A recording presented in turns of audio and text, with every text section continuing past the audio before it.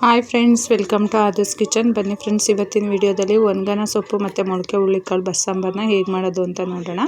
ಅದಕ್ಕಿಂತ ಮುಂಚೆ ನಮ್ಮ ಚಾನಲ್ಗೆ ಸಬ್ಸ್ಕ್ರೈಬ್ ಮಾಡಿರೋರೆಲ್ರಿಗೂ ಥ್ಯಾಂಕ್ಸ್. ಸಬ್ಸ್ಕ್ರೈಬ್ ಮಾಡದೆ ವಿಡಿಯೋನ ನೋಡ್ತಾ ಇದ್ದರೆ ಈಗಲೇ ಸಬ್ಸ್ಕ್ರೈಬ್ ಮಾಡ್ಕೊಳ್ಳಿ. ವಿಡಿಯೋ ನೋಡಿದ್ಮೇಲೆ ಒಂದು ಲೈಕ್ ಮಾಡೋದನ್ನ ಮರಿಬೇಡಿ. ಈ ಟೈಮಲ್ಲಿ ಒಣಗನ ಸೊಪ್ಪು ಎಲ್ಲ ಊರುಗಳಲ್ಲಿ ತುಂಬಾ ಸಿಗುತ್ತೆ. ಒಣಗನ ಸೊಪ್ಪು ತುಂಬಾ ಒಳ್ಳೆಯದು, ಕಣ್ಣಿಗೆಲ್ಲ ತುಂಬ ಒಳ್ಳೆಯದು.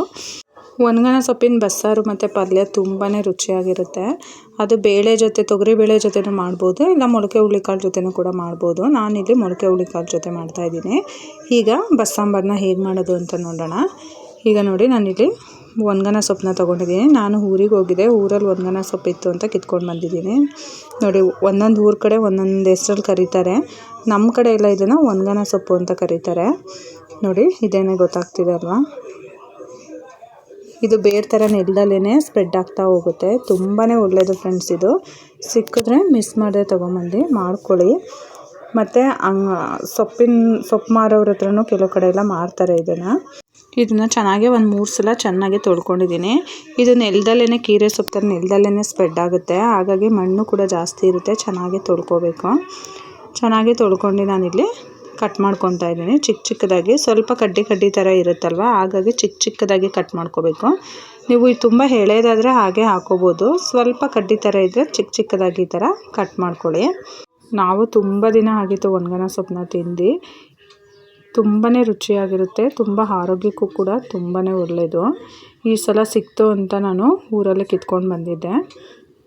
ನೋಡಿ, ಈ ಥರ ಎಲ್ಲ ಸೊಪ್ಪನ್ನು ನಾನು ಚಿಕ್ಕದಾಗಿ ಕಟ್ ಮಾಡಿ ಇಟ್ಕೊಂಡಿದ್ದೀನಿ. ನಾನಿಲ್ಲಿ ಕುಕ್ಕರಿಗೆ ಮೊಳಕೆ ಹುರುಳಿಕಾಳನ್ನ ಹಾಕ್ತಾಯಿದ್ದೀನಿ. ನಿಮಗೆ ಎಷ್ಟು ಕಾಳು ಬೇಕೋ ಅಷ್ಟು ನೋಡಿ ಹಾಕ್ಕೊಳ್ಳಿ. ನಾನಿಲ್ಲಿ ಒಂದು 3ರಿಂದ 4 ಜನಕ್ಕಾಗುವಷ್ಟು ಪಲ್ಯ ಬೇಕು ಅಂತ ಮಾಡ್ತಾಯಿದ್ದೀನಿ.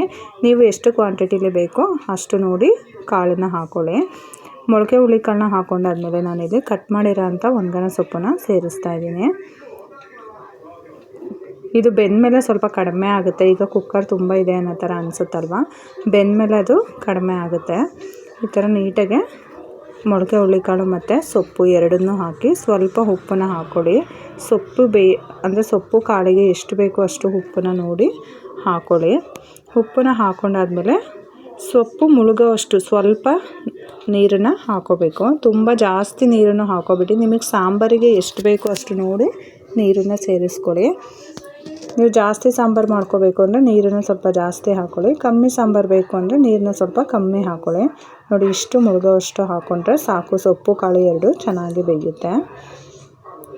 ನೋಡಿ, ಕಾಣಿಸ್ತಿದೆ ಅಲ್ವಾ? ಇಷ್ಟು ನೀರು ಹಾಕ್ಕೊಂಡ್ರೆ ಚೆನ್ನಾಗಿ ಬೇಯುತ್ತೆ. ಈಗ ಕುಕ್ಕರ್ ಲಿಡ್ನ ಕ್ಲೋಸ್ ಮಾಡೋಣ. ಜಸ್ಟ್ 1 ವಿಷಲ್ ಹೊಡ್ಸ್ಕೊಂಡ್ರೆ ಸಾಕು. ನೀವು 2-3 ವಿಷಲೆಲ್ಲ ಹೊಡ್ಸ್ಕೊಳ್ಳೋದು ಬೇಡ. ಯಾಕಂದರೆ ಕಾಳು ನೆನೆಸಿರೋದಲ್ವ ಮೊಳಕೆ ಹುರುಳಿಕಾಳು, ಹಾಗಾಗಿ ಬೇಗನೆ ಬೆಂದುಬಿಡುತ್ತೆ. 1 ವಿಷಲ್ ಹೊಡ್ಸಿದ್ದೀನಿ. ಈಗ ನಾನು ಅಷ್ಟೊತ್ತಿಗೆ ಖಾರಕ್ಕೆ ರೆಡಿ ಮಾಡ್ಕೊಳ್ಳೋಣ. ನಾನಿಲ್ಲಿ ಒಂದು ಚಿಕ್ಕ ಬಾಣಲಿನ ಇಟ್ಕೊಂಡು ನಾನಿಲ್ಲಿ ಒಂದು 5 ಬ್ಯಾಡಗಿ ಮೆಣಸಿನ್ಕಾಯಿ ಮತ್ತು ಒಂದು 4 ಗುಂಟೂರು ಮೆಣಸಿನ್ಕಾಯಿನ ಹಾಕ್ಕೊತಾ ಇದ್ದೀನಿ. ನಾನು ಆಗಲೇ ಹೇಳ್ದಂಗೆ ನಾನು 3ರಿಂದ 4 ಜನಕ್ಕಾಗೋವಷ್ಟು ಸಾಂಬಾರನ್ನ ಮಾಡ್ತಾಯಿದ್ದೀನಿ. ನೀವು ಎಷ್ಟು ಕ್ವಾಂಟಿಟಿಲೇ ಮಾಡ್ಕೊತೀರಾ ಅಷ್ಟು ಮೆಣಸಿನ್ಕಾಯಿನ ಸೇರಿಸ್ಕೊಳ್ಳಿ. ಅದಕ್ಕೆ ಸ್ವಲ್ಪ 1 ಸ್ಪೂನಷ್ಟು ಎಣ್ಣೆನ ಹಾಕ್ಕೊಂಡಿದ್ದೀನಿ. ಮೀಡಿಯಮ್ ಫ್ಲೇಮಲ್ಲಿ ಇಟ್ಕೊಂಡು ಚೆನ್ನಾಗಿ ಹುರ್ಕೋಬೇಕು ಮೆಣಸಿನ್ಕಾಯಿನ. ಉರಿ ಜಾಸ್ತಿ ಇಟ್ಕೋಬೇಡಿ, ಮೀಡಿಯಮ್ ಫ್ಲೇಮಲ್ಲೇ ಫ್ರೈ ಮಾಡ್ಕೊಳ್ಳಿ, ಇಲ್ಲ ಮೆಣಸಿನ್ಕಾಯಿ ಬೇಗನೆ ಸೀದ್ಬಿಡುತ್ತೆ. ಈ ಥರ ಚೆನ್ನಾಗಿ ಫ್ರೈ ಮಾಡ್ಕೊಂಡಾದ್ಮೇಲೆ ಇದನ್ನು ಸಪ್ರೇಟಾಗಿ ಒಂದು ಪ್ಲೇಟಿಗೆ ತೆಗೆದಿಟ್ಕೊಳ್ಳೋಣ. ನೋಡಿ, ನಾನು ಮೆಣಸಿನ್ಕಾಯಿನ ಸಪ್ರೇಟಾಗಿ ತೆಗೆದಿಟ್ಕೊಂಡಿದ್ದೀನಿ. ನೋಡಿ, ಆದರೂ ಬೇಗನೆ ಸೀದ್ಬಿಡ್ತು. ನಾನಿಲ್ಲಿ 1 ಈರುಳ್ಳಿನ ಸೇರಿಸ್ತಾ ಇದ್ದೀನಿ. ಚಿಕ್ಕದು 1 ಈರುಳ್ಳಿನ ಹಾಕ್ಕೊಂಡಿದ್ದೀನಿ. ಆಮೇಲೆ ನಾನಿಲ್ಲಿ ದಪ್ಪದ 1 ಗೆಡ್ಡೆಯಷ್ಟು ಬೆಳ್ಳುಳ್ಳಿನ ಹಾಕ್ಕೊತಾ ಇದ್ದೀನಿ. ಚಿಕ್ಕದಾದರೆ 2 ಹಾಕ್ಕೊಳ್ಳಿ, ದಪ್ಪದಾದರೆ 1 ಹಾಕ್ಕೊಳ್ಳಿ. ಸ್ವಲ್ಪ ಕರ್ಬೇವಿನ ಸೊಪ್ಪನ್ನು ಸೇರಿಸ್ತಾ ಇದ್ದೀನಿ ಫ್ರೈ ಮಾಡ್ಕೊಳ್ಳೋದಕ್ಕೇ. ಆಮೇಲೆ ನಾನಿಲ್ಲಿ 1 ಸ್ಪೂನಷ್ಟು ಜೀರಿಗೆನ ಹಾಕ್ಕೊತಾ ಇದ್ದೀನಿ. ಮತ್ತು ಸ್ವಲ್ಪ ಒಂದು 10 ಕಾಳುಮೆಣಸು, ಸ್ವಲ್ಪ ಹುಣಸೆಹಣ್ಣನ್ನು ಸೇರಿಸ್ತಾ ಇದ್ದೀನಿ.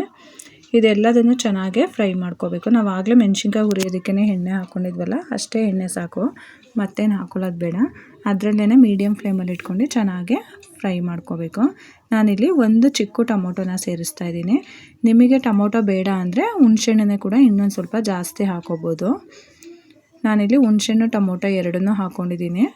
ಟೊಮೊಟೊ ಹಾಕೋದ್ರಿಂದನೂ ಕೂಡ ಬಸ್ಸಾಂಬಾರು ಟೇಸ್ಟು ಚೆನ್ನಾಗಿರುತ್ತೆ. ನಿಮಗೆ ಬೇಡ ಅಂದರೆ ಸ್ಕಿಪ್ ಮಾಡ್ಕೊಂಡು ಹುಣಸೆಹಣ್ಣನ್ನು ಜಾಸ್ತಿ ಹಾಕ್ಕೊಳ್ಳಿ.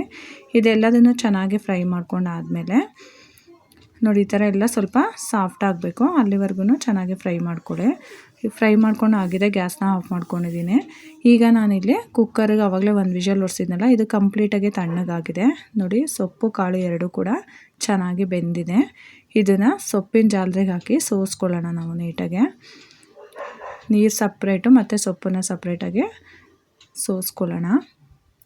ಆಗ ನಮಗೆ ಸಾಂಬಾರಿಗೆ ಕಾಳು ಬೇಕಂದರೆ ಅದು ನೋಡಿ ತಳದಲ್ಲಿ ಇರುತ್ತಲ್ಲ, ಹೀಗೆ ಬಸ್ಕೊಂಡಾಗ ನಮಗೆ ಮೇಲ್ಗಡೆ ಕಾಳು ಹಾಗೆ ಇರುತ್ತೆ. ನಾವು ರುಬ್ಕೊಳ್ಳೋಕ್ಕೆ ನೀಟಾಗೆ ತೆಕ್ಕೋಬೋದು. ನೋಡಿ ನಾನು ಆವಾಗಲೇ ಫ್ರೈ ಮಾಡಿ ಇಟ್ಕೊಂಡಿರೋ ಅಂಥ ಮೆಣಸಿನ್ಕಾಯಿನ ಮಿಕ್ಸಿ ಜಾರಿಗೆ ಸೇರಿಸ್ತಾ ಇದ್ದೀನಿ. ಮತ್ತು ಈರುಳ್ಳಿ, ಟೊಮೊಟೊ, ಜೀರಿಗೆ, ಮೆಣಸು ಎಲ್ಲ ಫ್ರೈ ಮಾಡ್ಕೊಂಡಿದ್ವಲ್ಲ ಅದನ್ನು ಕೂಡ ಮಿಕ್ಸಿ ಜಾರಿಗೆ ಹಾಕ್ಕೊತಾ ಇದ್ದೀನಿ. ಮತ್ತು ಸ್ವಲ್ಪ ಕಾಳನ್ನು ಹಾಕ್ಕೊತಾ ಇದ್ದೀನಿ, ಮೊಳಕೆ ಹುರುಳಿಕಾಳನ್ನ. ಕೆಲವರು ಗೊಡ್ಗಾರ ಥರ ಮಾಡ್ತಾರೆ, ನಾನಿಲ್ಲಿ ಬಸ್ಸಾಂಬಾರು ಬೇಯಿಸೋದನ್ನು ಮಾಡ್ತಾಯಿದ್ದೀನಿ. ಒಂದೊಂದು ಕಡೆ ಒಂದೊಂದು ರೀತಿ ಮಾಡ್ತಾರೆ. ಕೆಲವರು ತೆಂಗಿನಕಾಯಿ ತುರಿನೂ ಕೂಡ ರುಬ್ಕೊಳ್ಳೋದಕ್ಕೆ ಹಾಕ್ಕೊತಾರೆ. ನಿಮಗೆ ಬೇಕಾದರೆ ಸ್ವಲ್ಪ ತೆಂಗಿನಕಾಯಿ ತುರಿನೂ ಕೂಡ ಹಾಕೋಬೋದು. ನಾನಿಲ್ಲಿ ಯಾವ ತೆಂಗಿನಕಾಯಿ ತುರಿನ ಹಾಕ್ಕೊಂಡಿಲ್ಲ, ನನಗೆ ಈ ಥರ ಮಾಡೋದೇ ಇಷ್ಟ ಆಗುತ್ತೆ, ಹಾಗಾಗಿ ತೆಂಗಿನಕಾಯಿನ ಹಾಕ್ಕೊಂಡಿಲ್ಲ ನಾನು ರುಬ್ಕೊಳ್ಳೋಕ್ಕೆ. ಕಾಳು ನಿಮಗೆ ಎಷ್ಟು ಬೇಕೋ ಅಷ್ಟು ಕ್ವಾಂಟಿಟಿನ ನೋಡ್ಕೊಂಡು ಕಾಳನ್ನು ಸೇರಿಸ್ಕೊಂಡು ಸ್ವಲ್ಪ ನೀರನ್ನು ಸೇರಿಸ್ಕೊಂಡು ಫುಲ್ಲು ನುಣ್ಣಗೆ ರುಬ್ಕೋಬೇಕು. ನೋಡಿ ಒಂದು ಸ್ವಲ್ಪ ರುಬ್ಬಾದಮೇಲೆ ನಾನಿಲ್ಲಿ ಕೊತ್ತಂಬರಿ ಸೊಪ್ಪನ್ನು ಸೇರಿಸ್ತಾ ಇದ್ದೀನಿ. ಕೊತ್ತಂಬರಿ ಸೊಪ್ಪು ಹಾಕಿದ್ಮೇಲೆ ಜಸ್ಟ್ ಒಂದು ರೌಂಡ್ ಒರೆಸ್ಕೊಂಡ್ರೆ ಸಾಕು. ಕೊತ್ತಂಬರಿ ಸ್ವಲ್ಪ ದಪ್ಪದಾಗಿರಬೇಕು, ಕಾಣಿಸ್ತಾ ಇರಬೇಕು ಗ್ರೀನಾಗೆ, ಆವಾಗ ಸಾಂಬಾರು ಚೆನ್ನಾಗಿ ಅನಿಸುತ್ತೆ. ಕೊತ್ತಂಬರಿ ಫ್ಲೇವರ್ ಹಾಗೇ ಇರುತ್ತೆ. ಆಮೇಲೆ ನಾನು ಸೊಪ್ಪನ್ನ ಬೇಯಿಸ್ಕೊಂಡಿದ್ನಲ್ಲ, ಅದೇ ಕುಕ್ಕರಿಗೆ ನಾನಿಲ್ಲಿ ಸಾಂಬಾರನ್ನ ಒಗ್ಗರಣೆಗೆ ಹಾಕ್ಕೊತಾ ಇದ್ದೀನಿ. ನಾನಿಲ್ಲಿ ಒಂದು 2 ಸ್ಪೂನಷ್ಟು ಎಣ್ಣೆನ ಸೇರಿಸ್ತಾ ಇದ್ದೀನಿ. ನೀವು ಎಣ್ಣೆ ಇಲ್ಲಾಂದರೆ ತುಪ್ಪ ಅಥವಾ ಬೆಣ್ಣೆ ಯಾವುದನ್ನಾದ್ರೂ ಹಾಕ್ಕೋಬೋದು. ಬಸ್ಸಾಂಬಾರಿಗೆ ತುಂಬಾ ಚೆನ್ನಾಗಿರುತ್ತೆ. ನಾನಿಲ್ಲಿ ಎಣ್ಣೆನೇ ಯೂಸ್ ಮಾಡಿದ್ದೀನಿ. ಎಣ್ಣೆ ಸ್ವಲ್ಪ ಚೆನ್ನಾಗಿ ಬಿಸಿ ಆದಮೇಲೆ ಸ್ವಲ್ಪ ಸಾಸಿವೆನ ಹಾಕ್ಕೊತಾ ಇದ್ದೀನಿ. ಸಾಸಿವೆ ಸ್ವಲ್ಪ ಚಟಪಟ ಅಂತ ಸಿಡಿದ್ಮೇಲೆ ನಾನು ತುಂಬ ಚಿಕ್ಕದೊಂದು ಈರುಳ್ಳಿನ ತೊಗೊಂಡಿದ್ದೀನಿ. ಈರುಳ್ಳಿ ಮತ್ತು ಒಂದು 7-8 ಎಸಳಷ್ಟು ಬೆಳ್ಳುಳ್ಳಿ, ಸ್ವಲ್ಪ ಕರಿಬೇವಿನ ಸೊಪ್ಪನ್ನ ಒಗ್ಗರಣೆಗೆ ಹಾಕ್ಕೊತಾ ಇದ್ದೀನಿ. ಬೆಳ್ಳುಳ್ಳಿನ ದಪ್ಪದಾಗಿ ಜಜ್ಕೊಂಡಿದ್ದೀನಿ. ಇಷ್ಟನ್ನು ಒಗ್ಗರಣೆಗೆ ಹಾಕ್ಕೊಂಡು ಮೀಡಿಯಮ್ ಫ್ಲೇಮಲ್ಲಿ ಚೆನ್ನಾಗಿ ಬಾಡಿಸ್ಕೋಬೇಕು. ಈ ಥರ ಒಗ್ಗರಣೆಗೆ ಬೆಳ್ಳುಳ್ಳಿನ ಹಾಕೋದ್ರಿಂದ ಸಾಂಬಾರು ಫ್ಲೇವರು ತುಂಬಾ ಚೆನ್ನಾಗಿರುತ್ತೆ. ಇದು ಚೆನ್ನಾಗಿ ಒಗ್ಗರಣೆಯಲ್ಲಿ ಈರುಳ್ಳಿ, ಬೆಳ್ಳುಳ್ಳಿ ಎಲ್ಲ ಚೆನ್ನಾಗಿ ಫ್ರೈ ಆದಮೇಲೆ ನಾವು ರುಬ್ಕೊಂಡಿರೋ ಅಂಥ ಮಸಾಲೆನ ಸೇರಿಸ್ಕೊಳ್ಳೋಣ. ನೋಡಿ ನಾನು ಜಾಸ್ತಿ ನೀರು ಹಾಕೇನು ರುಬ್ಕೊಂಡಿರಲಿಲ್ಲ. ನೀವು ಅಷ್ಟೇ, ತುಂಬ ಏನು ನೀರು ಹಾಕಬೇಕು, ನೀರು ಹಾಕಬಾರ್ದು ಅಂತ ಏನಿಲ್ಲ. ನಿಮಗೆ ರುಬ್ಬಕ್ಕೆ ಎಷ್ಟು ಬೇಕೋ ಅಷ್ಟು ನೋಡಿ ನೀರನ್ನು ಸೇರಿಸ್ಕೊಳ್ಳಿ. ರುಬ್ಬಿರೋಂಥ ಮಸಾಲೆನ ಹಾಕಿ ನೀಟಾಗೆ ಮಿಕ್ಸ್ ಮಾಡ್ಕೊಳ್ಳಿ. ಈಗ ನೋಡಿ ನೀರನ್ನು ನಾನು ಸೊಪ್ಪು ಮತ್ತು ಕಾಳನ್ನು ಬೇಯಿಸ್ಕೊಂಡಿದ್ದಂಥ ಸಪ್ಪೆ ರಸ ಇತ್ತಲ್ವ, ಅದನ್ನು ನಾನು ಮಿಕ್ಸಿ ಜಾರಿಗೆ ಸೇರಿಸಿ ತೊಳ್ಕೊತಾ ಇದ್ದೀನಿ. ಮಿಕ್ಸಿ ಜಾರನ್ನ ತೊಳೆದು ಅದೇ ನೀರನ್ನು ಸೇರಿಸ್ಕೊತಾ ಇದ್ದೀನಿ. ಬೇರೆ ನೀರನ್ನೇನು ಹಾಕ್ತಾಯಿಲ್ಲ ನಾನು. ಸೊಪ್ಪು ಮತ್ತು ಕಾಳನ್ನ ಬೇಯಿಸ್ಕೊಂಡಿರೋ ಅಂಥ ನೀರೇ ಸಾಕು ಸಾಂಬಾರಿಗೆ. ನೀವು ಅದಕ್ಕೆ ಸಾಂಬಾರು ಕ್ವಾಂಟಿಟಿಗೆ ಎಷ್ಟು ಬೇಕೋ ಅಷ್ಟು ನೋಡಿ ನೀರನ್ನು ಸೊಪ್ಪು ಬೇಯಿಸುವಾಗಲೇ ಹಾಕ್ಕೋಬೇಕು. ನಿಮಗೆ ಸಾಂಬಾರು ಕನ್ಸಿಸ್ಟೆನ್ಸಿ ಎಷ್ಟು ಬೇಕೋ ಅಷ್ಟು ನೋಡಿ ನೀರನ್ನು ಹಾಕ್ಕೊಳ್ಳಿ. ಬಸ್ಸಾಂಬಾರು ತೀರಾ ತುಂಬ ನೀರು ಥರ ಇದ್ರೂ ಚೆನ್ನಾಗಿರಲ್ಲ, ತುಂಬ ಗಟ್ಟಿಗೂ ಇರಬಾರ್ದು. ಒಂದು ಮೀಡಿಯಮ್ ಆಗಿದ್ರೇ ಚೆನ್ನಾಗಿರುತ್ತೆ ಮುದ್ದೆಗೆ, ಅನ್ನಕ್ಕೆ, ಎಲ್ಲದಕ್ಕೂ.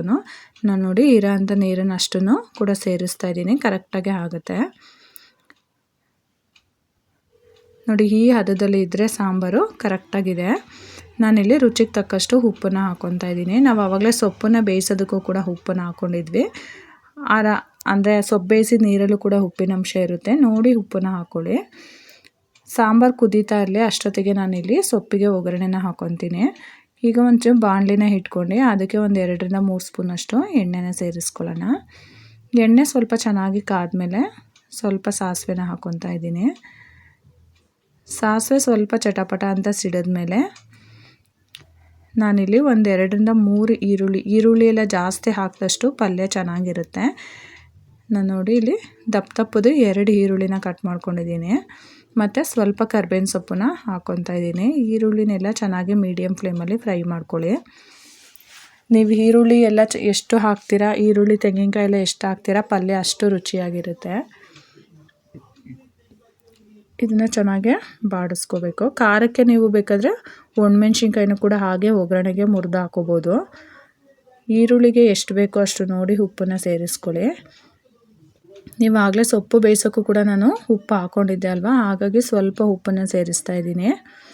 ಇದು ಚೆನ್ನಾಗಿ ಸ್ವಲ್ಪ ಫ್ರೈ ಆಗಬೇಕು. ನೋಡಿ ಸಾಂಬಾರು ಅಷ್ಟರಲ್ಲಿ ಕುದೀತಾ ಇದೆ, ಒಳ್ಳೆ ಘಮ ಬರ್ತಾ ಇದೆ ಬಸ್ಸಾಂಬಾರ್ದು. ಬಿಸಿ ಬಿಸಿ ಬಸ್ಸಾಂಬಾರಿಗೆ ಬೆಣ್ಣೆ ತುಪ್ಪ ಹಾಕ್ಕೊಂಡು ಮುದ್ದೆ ಅನ್ನ ತಿಂತಾಯಿದ್ರೆ ಇನ್ನೂ ಒಂದೆರಡು ತುತ್ತು ತಿನ್ನೋಣ ಎಕ್ಸ್ಟ್ರಾ ಅನ್ನೋ ಥರ ಇರುತ್ತೆ, ಅಷ್ಟು ರುಚಿಯಾಗಿರುತ್ತೆ. ನೋಡಿ ಈರುಳ್ಳಿ ಚೆನ್ನಾಗಿ ಫ್ರೈ ಆಗಿದೆ, ಇಷ್ಟು ಫ್ರೈ ಆದರೆ ಸಾಕು. ನಾನಿಲ್ಲಿ ಖಾರಕ್ಕೆ ಸ್ವಲ್ಪ ಚಿಲ್ಲಿ ಪೌಡ್ರನ್ನ ಸೇರಿಸ್ತಾ ಇದ್ದೀನಿ. ನಾನು ಆಗಲೇ ಹೇಳ್ದಂಗೆ ನೀವು ಚಿಲ್ಲಿ ಪೌಡ್ರನ್ನೇ ಹಾಕೋಬೇಕು ಅಂತ ಏನಿಲ್ಲ, ಒಣಮೆಣ್ಸಿನ್ಕಾಯಿ ಕೂಡ ನೀವು ಮುರಿದು ಹಾಕೋಬೋದು. ನಾನು ಚಿಲ್ಲಿ ಪೌಡ್ರನ್ನ ಹಾಕ್ಕೊತಾ ಇದ್ದೀನಿ. ಸ್ವಲ್ಪ ಚಿಲ್ಲಿ ಪೌಡ್ರನ್ನ ಹಾಕ್ಕೊಂಡು 1 ನಿಮಿಷ ಫ್ರೈ ಮಾಡ್ಕೊಳ್ಳಿ. ಆಮೇಲೆ ನಾನಿಲ್ಲಿ ಸೊಪ್ಪು ಮತ್ತು ಕಾಳನ್ನ ಬೇಯಿಸಿಟ್ಕೊಂಡಿದ್ನಲ್ಲ ಅದನ್ನು ಸೊಪ್ಪು ಮತ್ತು ಮೊಳಕೆ ಹುರುಳಿಕಾಳನ್ನ ಹಾಕ್ಕೊತಾ ಇದ್ದೀನಿ. ಸೊಪ್ಪು ಮತ್ತು ಕಾಳನ್ನ ಹಾಕ್ಕೊಂಡು ಚೆನ್ನಾಗಿ ಮಿಕ್ಸ್ ಮಾಡ್ಕೊಳ್ಳಿ. ಪಲ್ಯ ತುಂಬಾ ಚೆನ್ನಾಗಿರುತ್ತೆ ಫ್ರೆಂಡ್ಸ್, ತಿಂತಾಯಿದ್ರೆ. ನೋಡಿ ನೀಟಾಗಿ ಈ ಥರ ಮಿಕ್ಸ್ ಮಾಡ್ಕೊಳ್ಳಿ. ನಾನು ಆಗಲೇ ಹೇಳ್ದಂಗೆ ಸೊಪ್ಪಿಗೆ ಈರುಳ್ಳಿ ಮತ್ತು ತೆಂಗಿನಕಾಯಿ ತುರಿನ ಎಷ್ಟು ಹಾಕ್ತೀವಿ ಅಷ್ಟು ಪಲ್ಯ ರುಚಿಯಾಗಿರುತ್ತೆ. ಕಾಯಿ ತುರಿ ಹಾಕೋದ್ರಿಂದ ಪಲ್ಯ ಟೇಸ್ಟಿನೇ ಚೇಂಜ್ ಆಗಿಬಿಡುತ್ತೆ, ಅಷ್ಟು ಚೆನ್ನಾಗಿರುತ್ತೆ. ಕಾಯಿನ ತುರಿದು ಹಾಕೋದ್ರಿಂದ ಹಸಿ ತೆಂಗಿನಕಾಯಿನ ತುರಿದು ಹಾಕಬೇಕು, ಒಣಗಿರೋದು ಹಾಕಿದ್ರೆ ಅಷ್ಟು ಟೇಸ್ಟ್ ಇರೋದಿಲ್ಲ. ನಾನಿಲ್ಲಿ ನೋಡಿ ಹಸಿ ತೆಂಗಿನಕಾಯಿ ತುರಿನ 1 ಹೋಳು ಫುಲ್ಲು ಹಸಿ ತೆಂಗಿನಕಾಯಿ ತುರಿನ ಹಾಕ್ತಾಯಿದ್ದೀನಿ ನಾನು. ನಮಗೆಲ್ಲ ಪಲ್ಯಕ್ಕೆ ಈ ಥರ ತೆಂಗಿನಕಾಯಿ ತುರಿ ಹಾಕ್ಕೊಂಡ್ರೆ ತುಂಬಾ ಇಷ್ಟ ಪಲ್ಯಗಳಿಗೆ. ನಿಮಗೆ ಬೇಕಾದ್ರೆ ತೆಂಗಿನಕಾಯಿ ಬೇಡ ಅಂದರೆ ಸ್ಕಿಪ್ ಮಾಡ್ಕೋಬೋದು, ಆದರೆ ತುಂಬ ರುಚಿಯಾಗಿರುತ್ತೆ ಹಾಕ್ಕೊಂಡ್ರೆ. ಈ ಥರ ಕಾಯಿ ಹಾಕಿದ್ಮೇಲೆ ಮೀಡಿಯಮ್ ಫ್ಲೇಮಲ್ಲಿ ಇಟ್ಕೊಂಡು ಚೆನ್ನಾಗಿ 1 2ರಿಂದ 3 ನಿಮಿಷ ಚೆನ್ನಾಗಿ ಫ್ರೈ ಮಾಡ್ಕೋಬೇಕು. ನೀವೀಗ ಮಧ್ಯಾಹ್ನ ಮಾಡಿದ್ದೀರಾ ಮತ್ತು ರಾತ್ರಿಗೂ ಪಲ್ಯ ಉಳಿಯುತ್ತೆ ಅಂದರೆ ಕಾಯಿ ಹಾಕಿದಾಗ ನೀವು ಚೆನ್ನಾಗಿ ಬಿಸಿ ಮಾಡ್ಕೋಬೇಕು ಅದನ್ನು, ಇಲ್ಲಾಂದರೆ ಬೇಗ ಹಾಳಾಗಿಬಿಡುತ್ತೆ. ಹಾಗಾಗಿ ಮೀಡಿಯಮ್ ಫ್ಲೇಮಲ್ಲಿ ಇಟ್ಕೊಂಡು ಚೆನ್ನಾಗಿ ಫ್ರೈ ಮಾಡ್ಕೊಳ್ಳಿ. ನೋಡಿ ಸಾಂಬಾರು ಕೂಡ ಚೆನ್ನಾಗಿ ಬೆಂದಿದೆ, ಕನ್ಸಿಸ್ಟೆನ್ಸಿನೂ ಕರೆಕ್ಟಾಗಿದೆ ಸಾಂಬಾರ್ದು, ಇಷ್ಟಿದ್ರೆ ಸಾಕು. ನೋಡಿ ಸಾಂಬಾರು ಪಲ್ಯ ಎರಡೂ ಕೂಡ ರೆಡಿಯಾಗಿದೆ. ಈ ವಿಧಾನದಲ್ಲಿ ನೀವು ಬಸ್ಸಾಂಬಾರನ್ನ ಒಂದ್ಸಲ ಟ್ರೈ ಮಾಡಿ, ತುಂಬಾ ರುಚಿಯಾಗಿರುತ್ತೆ.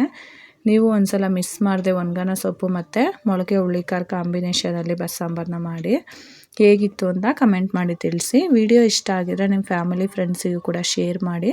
ಮತ್ತೆ ಒಂದು ಹೊಸ ರೆಸಿಪಿ ಜೊತೆ ಮುಂದಿನ ವಿಡಿಯೋದಲ್ಲಿ ಸಿಗ್ತೀನಿ. Thank you for watching. ಈ ವಿಡಿಯೋ ನಿಮಗೆ ಇಷ್ಟ ಆಗಿದ್ರೆ ಲೈಕ್ ಮಾಡಿ, ಶೇರ್ ಮಾಡಿ, ಸಬ್ಸ್ಕ್ರೈಬ್ ಮಾಡಿ, ಮತ್ತೆ ಬೆಲ್ ಹೊಡೆಯೋದನ್ನ ಮರಿಬೇಡಿ.